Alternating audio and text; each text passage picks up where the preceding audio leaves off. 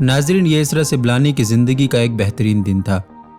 वो बैरूत के सैफी स्क्वायर में अपनी शादी की तकरीब में तस्वीर खिंचवा रही थी कि अचानक पूरा शहर एक खौफनाक धमाके की आवाज़ से लरज़ उठा। 4 अगस्त 2020 को शाम 6 बजे से ज़रा पहले बैरूत पोर्ट के एक हैंगर में अचानक खौफनाक आग भड़क उठी। बज़ाहिर ये आग हैंगर की दीवार में एक सुराख को ठीक करते हुए वेल्डिंग के शोलों से लगी थी। इस आग की इत्तला मिलते ही 9 फायर फाइटर्स और एक पैरामेडिकल टीम जाए वक़ुआ की तरफ दौड़े। उस वक्त उनको बिल्कुल भी अंदाज़ा नहीं था कि वो कितने अजीम सानहा की तरफ बढ़ रहे हैं। शुरुआत में उनका ख्याल था कि हैंगर में फायरवर्क्स या पटाखों का स्टॉक मौजूद है, लेकिन जब उन्होंने कमांड सेंटर को रिपोर्ट करना शुरू किया तो हकीकत जानकर वो सब के सब दहशतज़दा रह गए। तभी लेबनान के कैपिटल का ये साहिली इलाका एक नाकाबिले यकीन खौफनाक धमाके से लरज़ उठा। नाज़रीन, आज की इस वीडियो में हम बैरूत पोर्ट पर हुए धमाके से जुड़े हक़ाइक़ के बारे में जानेंगे और आप देख रहे हैं बिग ब्रेन्स। इस धमाके के नतीजे में 218 अफराद लुक़्मा अजल बन गए और 7000 अफराद शदीद ज़ख्मी हो गए थे, जबकि लाखों अफराद बेघर हुए थे। नाज़रीन, तकरीबन 6:07 पर हैंगर की छत से धुआं बाहर आना शुरू हो गया था। ऐनी शाहिदीन का कहना था कि हैंगर के अंदर लगातार छोटे छोटे धमाके हो रहे थे, जिससे यही लग रहा था कि अंदर शायद पटाखों या फायर वर्क्स का स्टॉक मौजूद है। और चंद ही मिनटों में एक अजीमुशान धमाका हो गया, जिसके साथ ही आग का एक अजीम गोला फ़िज़ा में बुलंद हुआ और आवाज़ की रफ्तार से तेज़ एक शॉक वेव चारों अतराफ में फैल गई, जिसने पूरे बैरूत शहर के सीने को चीर कर रख दिया। जैसा कि सोशल मीडिया की फुटेजेस में देखा जा सकता है कि एक सफ़ेद रंग का गोला शहर के ज़्यादातर हिस्से को निगल लेता है। ये दरअसल शॉक वेव की गैर मामूली रफ्तार की वजह से पानी की बुखारात के हवा से बाहर आने पर हुआ था। इसके साथ ही गहरे सुर्ख रंग के आग के शोले जाए वक़ुआ से बुलंद होने शुरू हो गए। नाज़रीन, धमाके से पैदा हुई शॉक वेव इस कदर शदीद थी कि पोर्ट से 8.5 किलोमीटर दूर वाक़े बैरूत एयरपोर्ट की खिड़कियों के शीशे तक चकनाचूर हो गए थे। धमाके की शिद्दत इस कदर ज़्यादा थी कि मेडिटेरेनियन सी के उस पार 200 किलोमीटर दूर साइप्रस तक इसकी आवाज़ सुनी गई। नाज़रीन, यूएस जियोलॉजिकल सर्वे के सिस्मोलॉजिस्ट के मुताबिक धमाके के नतीजे में रेक्टर स्केल पर 3.3 दर्जे का ज़लज़ला रिकॉर्ड किया गया था। इसके अलावा शेफील्ड यूनिवर्सिटी के एक्सपर्ट्स के मुताबिक धमाके की शिद्दत 1000 से 1500 टन TNT के बराबर थी, जो हिरोशिमा पर गिराए गए एटम बम की ताकत के 10वें हिस्से के बराबर थी। नाज़रीन, ऐन धमाके के मकाम पर तमाम इमारतें, जिनमें वेयर हाउसेस और अनाज स्टोर करने वाली इमारत जिसमें 15,000 टन के करीब अनाज मौजूद था, सफ़ाए हस्ती से मिट गए। इसके अलावा मुतअद्दिद बहरी जहाज़ जो उस वक्त लंगरअंदाज थे या तो उलट गए या उनको शदीद नुकसान पहुँचा। इन्हीं में एक 400 फुट लंबा मुसाफिर बरदार 5 स्टार बहरी जहाज़ ओरिएंट क्वीन भी शामिल था, जिसके नतीजे में क्रू के 2 मेंबर्स भी हलाक हो गए थे। नाज़रीन, धमाका इस कदर शदीद था कि इस मकाम पर 460 फुट चौड़ा गड्ढा पड़ गया और जिस जगह पर हैंगर 12 मौजूद था वहाँ समंदर का पानी दाखिल हो गया। एक्सपर्ट्स का ख्याल है कि यह दहशतनाक धमाका, जिसका रेडियस 3.5 किलोमीटर पर फैला हुआ था, इंसानी तारीख का सबसे शदीद नॉन न्यूक्लियर धमाका था। धमाके के बाद पूरे शहर में हर तरफ लाशें और ज़ख्मी बिखरे पड़े थे। इसके अलावा शहर के इस शुमाली हिस्से में अक्सर इमारत मुनहदिम हो गई थी। हर तरफ उखड़े हुए दरख्त, उल्टी हुई गाड़ियाँ और उड़ी हुई छतें नज़र आ रही थीं। धमाके की शिद्दत से बिजली की फराहमी भी मुअत्तल हो गई, जिससे रेस्क्यू का काम शदीद मुतासिर हुआ। रिपोर्ट्स के मुताबिक धमाका इस कदर शदीद था कि आर्मी के बुलडोज़र्स को एम्बुलेंसेस और फायर फाइटर्स के लिए सड़कें साफ़ करनी पड़ी। अस्पतालों में मरीजों के इलाज की गुंजाइश ख़त्म हो गई। नाज़रीन, वर्ल्ड हेल्थ ऑर्गेनाइजेशन के मुताबिक धमाके के नतीजे में कई अस्पताल भी तबाह हो गए थे और ज़्यादातर मरीज़ शदीद ट्रॉमा और शीशे के टूटने से ज़ख्मी हुए थे। शहर के बेशतर अस्पताल कार पार्किंग्स में टॉर्च की रोशनी में ज़ख्मियों का इलाज कर रहे थे। रिपोर्ट्स के मुताबिक धमाके से तकरीबन 2 लाख घर मुतासिर हुए थे और लाखों अफराद को रेड क्रॉस और दूसरी एड एजेंसीज़ में पनाह लेनी पड़ी थी। नाज़रीन, लेबनानी अथॉरिटीज़ को रिलीफ के काम में ताख़ीर की वजह से शदीद तनकीद का सामना भी करना पड़ा और हुकूमत की नाअहली के ख़िलाफ़ अगले चंद दिनों में पूरे लेबनान में एहतजाज शुरू हो गए। नाज़रीन, धमाके के बाद अगले 10 घंटों तक लगी रहने वाली शदीद आग की वजह से पूरे शहर पर धुएं की एक गहरी चादर छा गई। फ़िज़ा में सल्फ़र और रबड़ के जलने की बू फैल गई।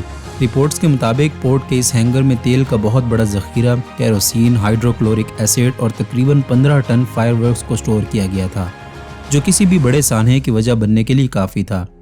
नाज़रीन, इतने हसास मवाद की मौजूदगी के बावजूद इस हैंगर में कोई स्मोक अलार्म या स्प्रिंकलर सिस्टम नहीं लगाया गया था, बल्कि इस हैंगर में एक और खौफनाक राज भी छुपा हुआ था। یعنی 2700 ٹن امونیم نائٹریٹ، جسے نہایت ہی غیر منظم طریقے سے عام سے تھیلوں میں سٹور کیا گیا تھا۔ ناظرین، امونیم نائٹریٹ نسبتاً سستا ہوتا ہے اور یہ عموماً زراعت کے شعبے میں کھاد کے طور پر اور مائننگ کے دوران بلاسٹنگ یا دھماکے کرنے کے کام آتا ہے۔ متعدد دہشت گردانہ حملوں میں بھی اسی امونیم نائٹریٹ کا استعمال ہوا ہے، جن میں 1995 کا فیڈرل بلڈنگ اوکلاہاما سٹی کا دھماکہ اور آئرش ریپبلکن آرمی پر لندن میں 1990 میں ہوا دھماکہ شامل ہیں۔ اسی وجہ سے سب کے ذہنوں میں اب یہی سوال تھا کہ بیروت کے رہائشی ساحلی علاقے کے قریب، جہاں تقریباً 10,000 افراد رہتے تھے، اتنی بڑی مقدار میں امونیم نائٹریٹ کو کیوں سٹور کیا گیا تھا، اور اس کے لیے آخر کسے مورود الزام ٹھہرایا جائے؟ تو ناظرین، اس کی شروعات ہوتی ہے 2013 میں، جب ایک رشین بزنس مین کا بحری جہاز لروساس مرچنٹ ویسل جارجیا سے موزمبیق جانے کے لیے روانہ ہوا اور تقریباً 1 ماہ سمندر میں محو سفر رہنے کے بعد بیروت پورٹ پر کچھ ٹیکنیکل وجوہات کی وجہ سے لنگر انداز ہوا۔ اس وقت اس جہاز پر 2750 ٹن امونیم نائٹریٹ بھی لدی ہوئی تھی، مگر آنے والے وقت میں یہ جہاز کا آخری پڑاؤ ثابت ہونے والا تھا۔ جہاز کے کپتان کے مطابق دراصل اس کا مالک مالی بحران کا شکار تھا، اور اس امید پر کہ لبنان سے کچھ ایکسٹرا کارگو مل جائے گا، اس نے جہاز کو بیروت پورٹ پر لنگر انداز کروایا۔ لیکن بہت زیادہ سامان لادنے کی وجہ سے جہاز اوور لوڈ ہو گیا اور جہاز کے کرو نے جہاز کو آگے لے جانے سے انکار کر دیا۔ دن گزرتے گئے اور جہاز پر اضافی پورٹ ڈیوٹی بڑھتی چلی گئی۔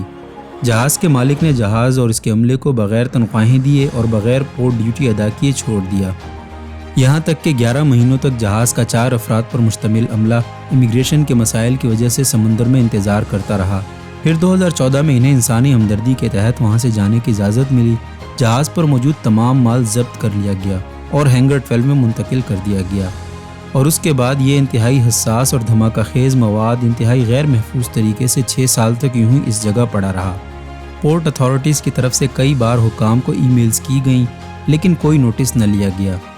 پہلی ای میل 2014 میں ایک ڈائریکٹر آف کسٹمز کی جانب سے کی گئی، جس میں انہوں نے متنبہ کیا کہ اتنا ڈھیر سارا دھماکہ خیز مواد کا پورٹ پر موجود ہونا خطرے سے خالی نہیں، لیکن اسے کوئی جواب نہ ملا۔ ناظرین، الجزیرہ ٹی وی کی ایک رپورٹ کے مطابق 2019 کی ایک ای میل میں مرین ایجنسی کو کہا گیا کہ اس خطرناک مواد کا غیر موافق ماحول میں رکھنا ٹھیک نہیں اور اسے واپس ری ایکسپورٹ کر دیا جائے۔ ای میل میں مزید یہ بھی کہا گیا کہ دھماکہ خیز مواد ایک سیکیورٹی رسک ہے اور اس کو مختلف لبنانی ایکسپلوسیوز کمپنی کو سیل کر دیا جائے، لیکن بدقسمتی سے تب بھی کسی نے اس معاملے کو سیریس نہ لیا، یہاں تک کہ ہینگر 12 کی دیوار میں سوراخ ہونے پر بھی حکام کو مطلع کیا گیا، لیکن حکام اور انتظامیہ کے کانوں پر جوں تک نہ رینگی۔ اور ناظرین، یہیں سے اس بدقسمت حادثے کی شروعات ہوتی ہے۔ رپورٹس کے مطابق اسی سوراخ کو ٹھیک کرتے ہوئے ویلڈنگ کے شعلے پڑنے سے آگ بھڑک اٹھی تھی، جسے روکنا ناممکن ہو گیا تھا، اور اسی آگ کی وجہ سے یہ خوفناک دھماکہ ہو گیا۔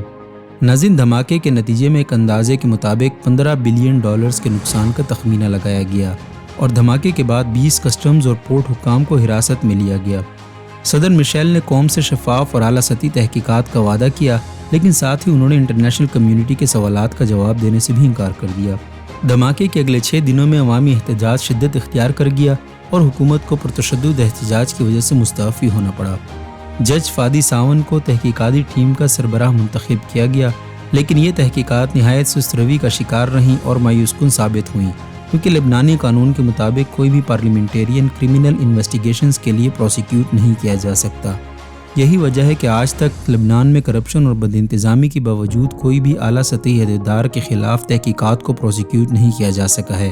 اس سب کے باوجود جج فادی ساون نے دسمبر 2021 میں اس وقت کے پرائم منسٹر اور 3 دوسرے وزراء کو اس دھماکے کے بارے میں مجرمانہ غفلت کا ذمہ دار ٹھہراتے ہوئے چارج کر دیا، لیکن بدقسمتی سے آنے والے وقت میں جج کو تحقیقاتی ٹیم کی سربراہی سے برطرف کر دیا گیا اور ان پر جانبدارانہ تحقیقات کا الزام لگا دیا گیا۔ سول سوسائٹی گروپس نے وزراء کو دی گئی امیونٹی ہٹوانے کے لیے بھرپور تحریک چلائی، لیکن کوئی نتیجہ نہ نکل سکا۔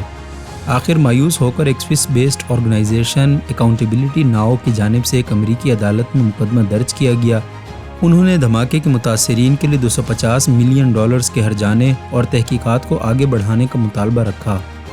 ناظرین، اپریل 2022 میں انٹرپول کی درخواست پر اسپینش اتھارٹیز نے ایک پرتگیزی شخص جارج موریرا کو گرفتار کیا۔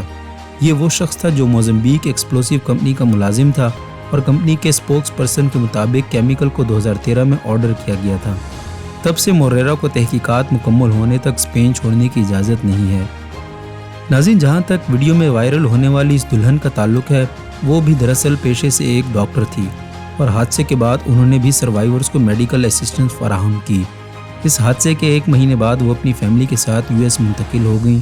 नाज़रीन, धमाके से तबाह होने वाला इंफ्रास्ट्रक्चर काफ़ी हद तक रीबिल्ड कर लिया गया है, लेकिन बैरूत के शहरियों के दिलों पर इस धमाके से लगने वाला जख्म आज भी ताज़ा है। इसी के साथ ही आज की वीडियो का इख्तिताम करते हैं। कमेंट्स करके हमें अपनी राय से ज़रूर आगाह कीजिएगा और हमारे चैनल को सब्सक्राइब करना ना भूलिएगा। मिलते हैं अगली वीडियो में, तब तक के लिए अपना ख्याल रखिएगा।